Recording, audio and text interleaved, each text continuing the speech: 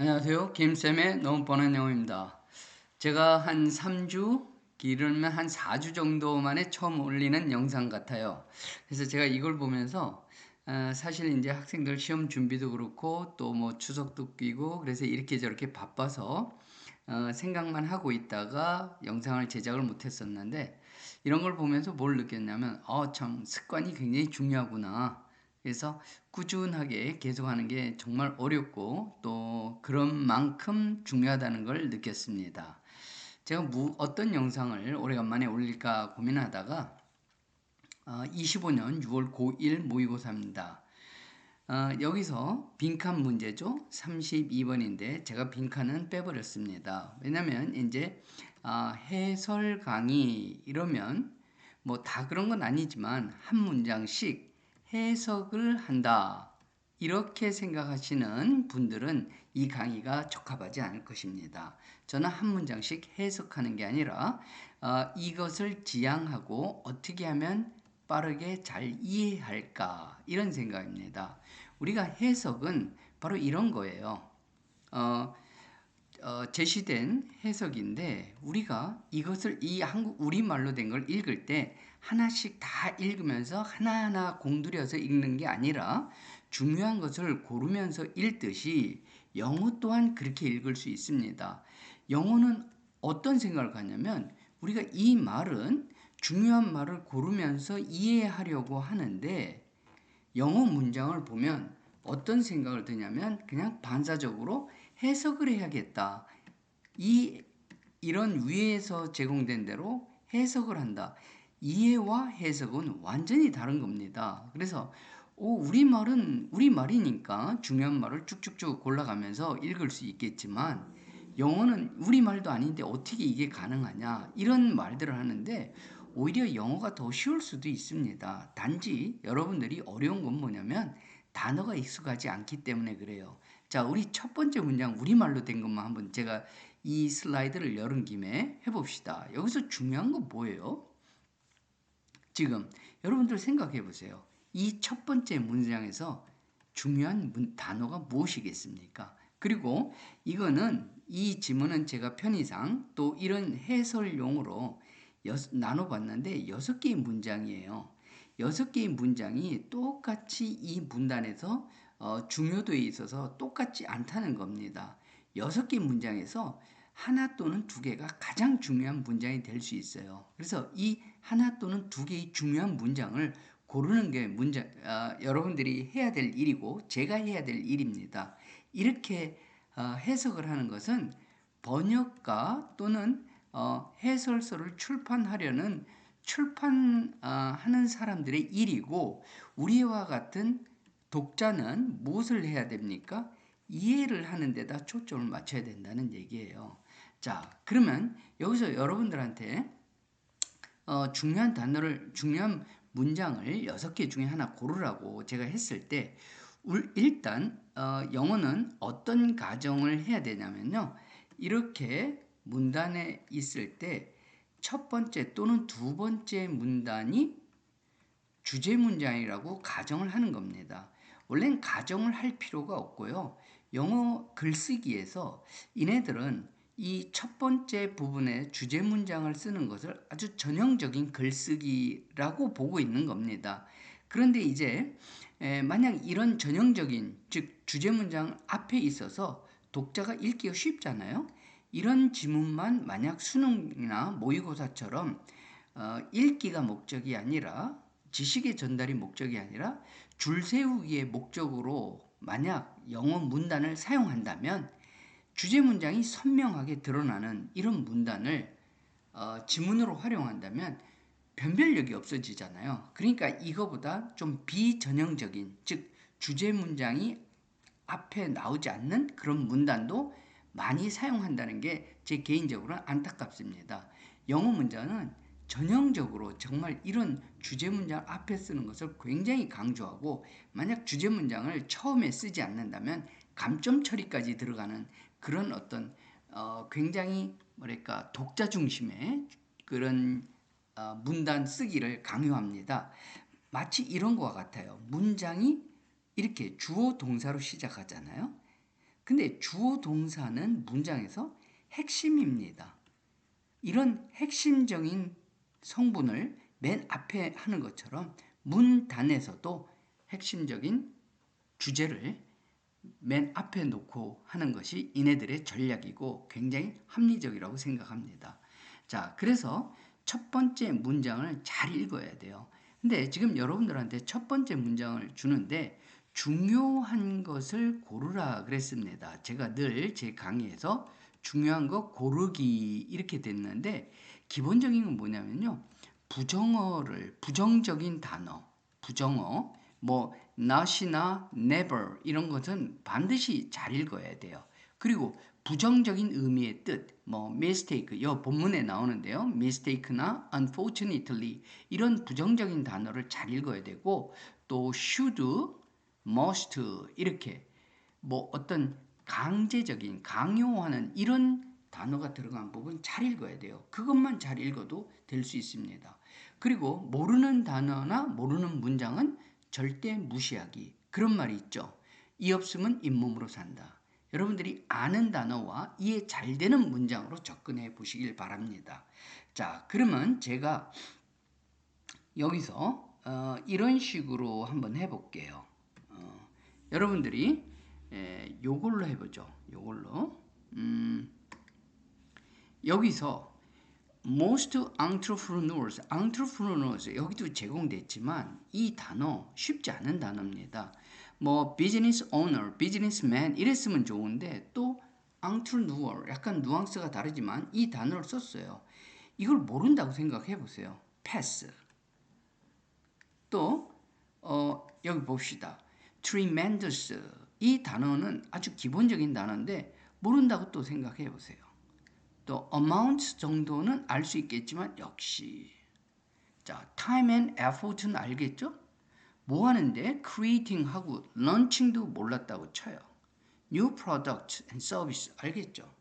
그러면 뭐를 put in 넣는데 time과 effort를 만들고 새로운 프로덕트나 서비스를 다음에 mistake of overpricing then 이거는 잘 읽어야겠죠. 그죠? 여기서 이 문장에서 중요한 단어가 뭐겠습니까? 바로 요거죠. mistake overpricing then 그죠? 왜 그러냐? 부정적인 단어잖아요. 그러니까 이 글은 첫 번째 문장을 보면 여기서 중요한 거는 뭐라고 생각할 수 있어요? 여기서 mistake overpricing them. 그들을 overprice라는 단어를 또 모르는 학생들이 있더라고요. 가격을 지나치게 높게 책정하는 겁니다.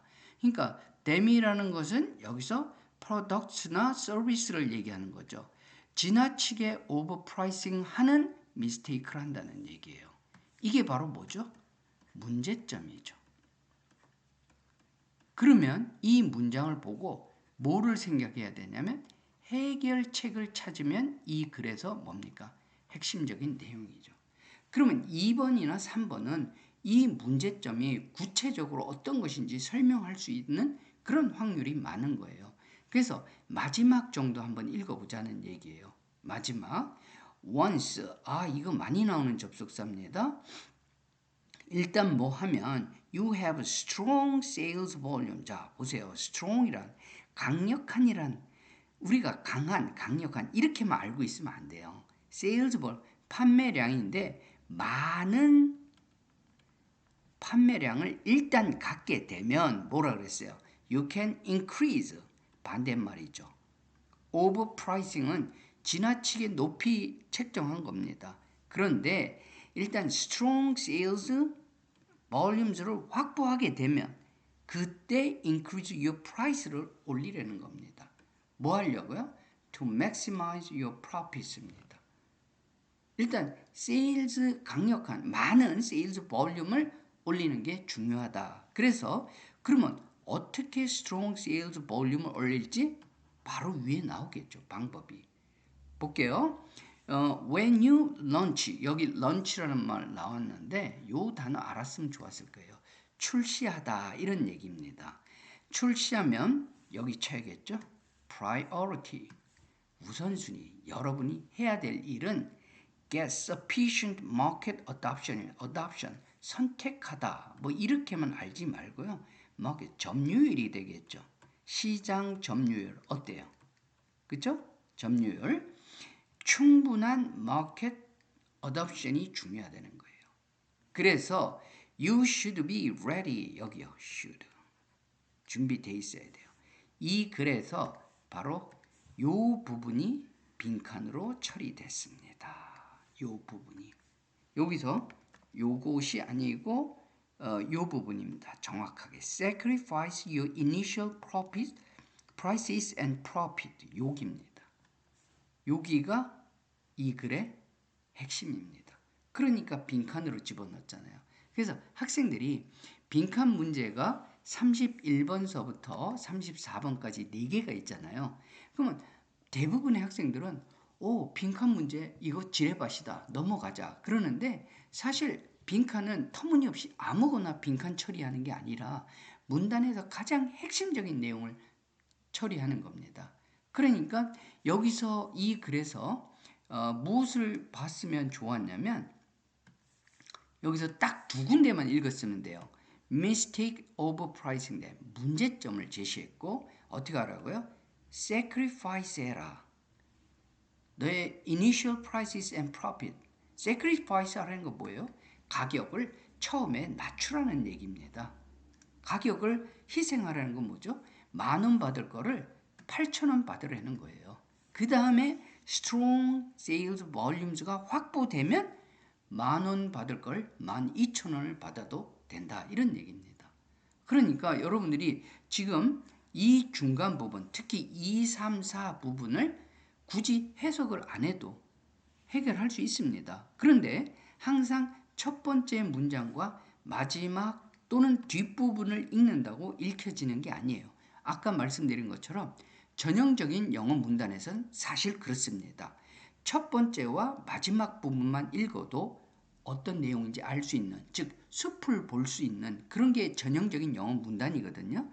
그런데 변별력이 생기지가 않아요. 이런 전형적인 문단만 내면 중간은 안 읽고 첫 부분 끝부분만 읽고 답을 낼 수 있다면 그러니까 비전형적인 가끔가다 중간 부분에 중요한 부분이 들어가는 이런 비전형적인 문단을 사용하기도 한다는 겁니다. 하지만 일단 어떤 큰 가정에서 시작할 수 있어요. 첫 번째와 마지막 부분이 중요하다는 가정에서 시작을 해보는 겁니다. 이 문제처럼요.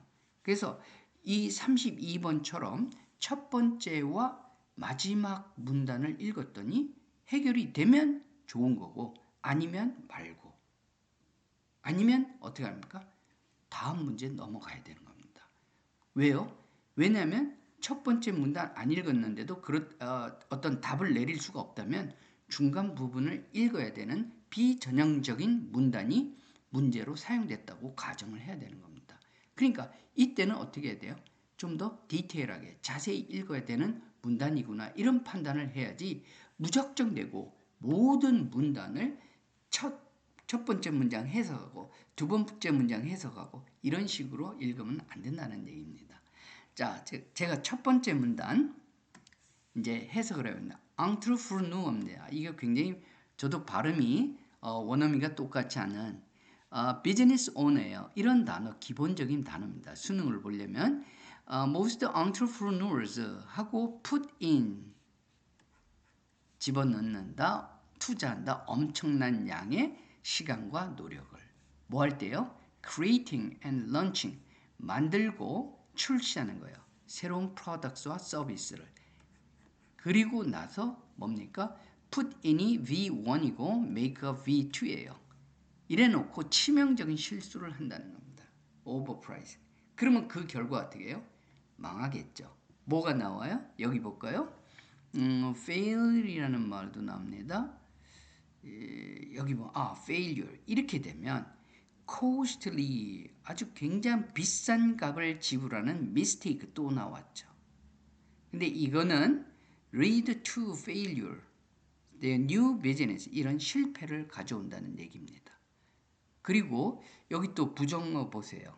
Not all these people 모든 사람들이 happy or willing to drop their prices,를 낮추지 않더라는 거죠.